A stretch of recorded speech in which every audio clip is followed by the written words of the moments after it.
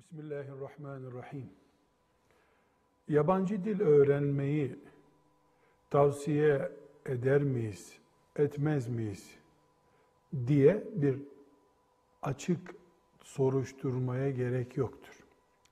Yabancı dil Müslüman için bir silahtır.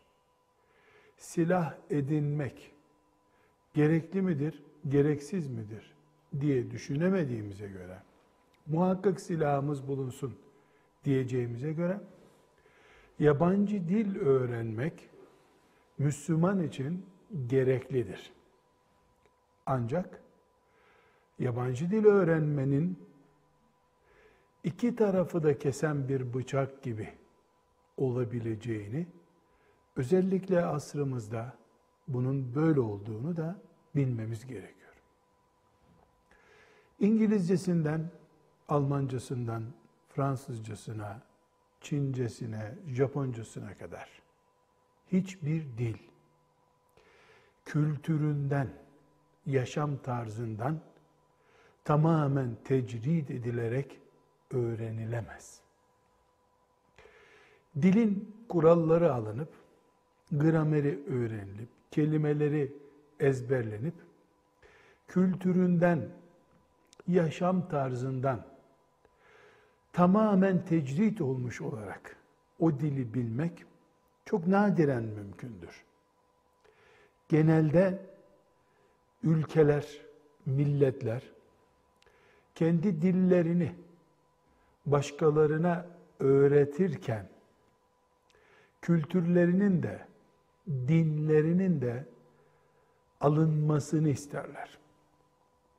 Bunun için İngilizce öğrenilirken ciddi bir Batı uygarlığı etkisinde kalma ihtimalini göz ardı etmemeliyiz.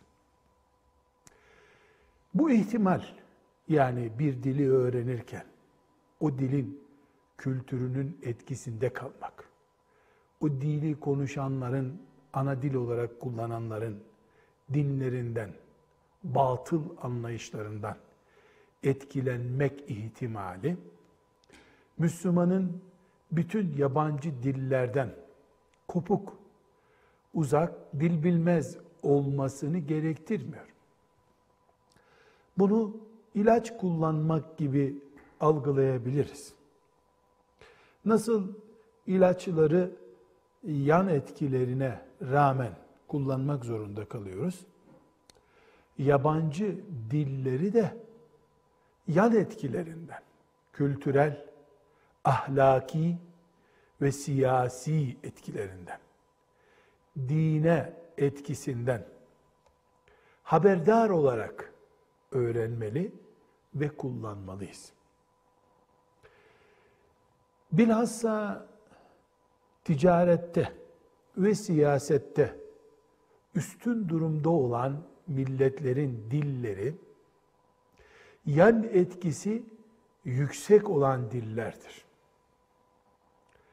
İngilizcesinden Çincesine kadar öğrenilen dil, ya kendi ülkende, kendi dershanelerinde, özel bir hocada gramerini öğrendiğin, bir nebze romanlarını okuduğun dil olarak kalır, ya da o ülkeyi, o dili konuşan insanları iç içe hale getirdiğin bir ortamda o dili öğrenirsin. Tehlike de özellikle bu noktada başlıyor. Yani dilin konuşanlarının içinde onların etkisinde kalarak öğrenilmesi, yan etkisi diyelim buna biz. Bu yan etkiden eğer %100 etkilenilecekse, yani dil öğrenmek sonuçta dine zarar verecekse, kültürü sıfırlayacaksa, öyle bir dil öğrenmeyi zararlı görebiliriz. Ama yan etkilerine karşı tedbirler alınarak dil öğrenilecekse, bu dil öğrenimini faydalı buluruz. Hatta silah olduğu için tavsiye de ederiz. Ama iki şeye özellikle dikkat ediyoruz. Birincisi, yabancı dili öğrenmek hiçbir şekilde kendi dilini ezmek olmamalıdır.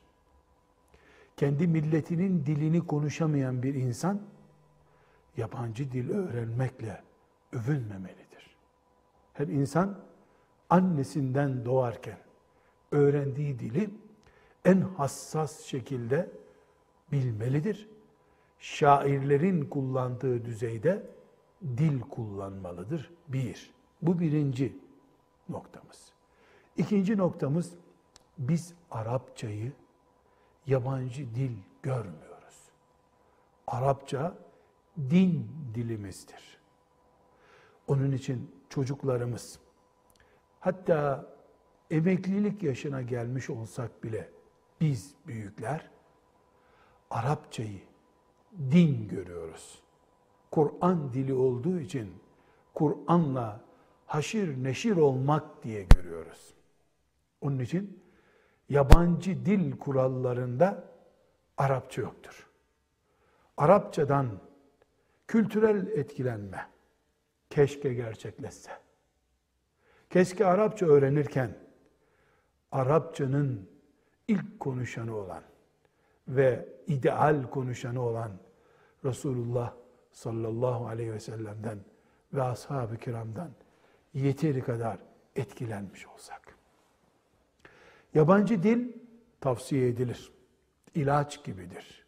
Gereklidir. Ama öyle ilaçlar var ki tedavi ederken öldürebilmektedir. Buna da dikkat etmeliyiz. Velhamdülillahi Rabbil alemin.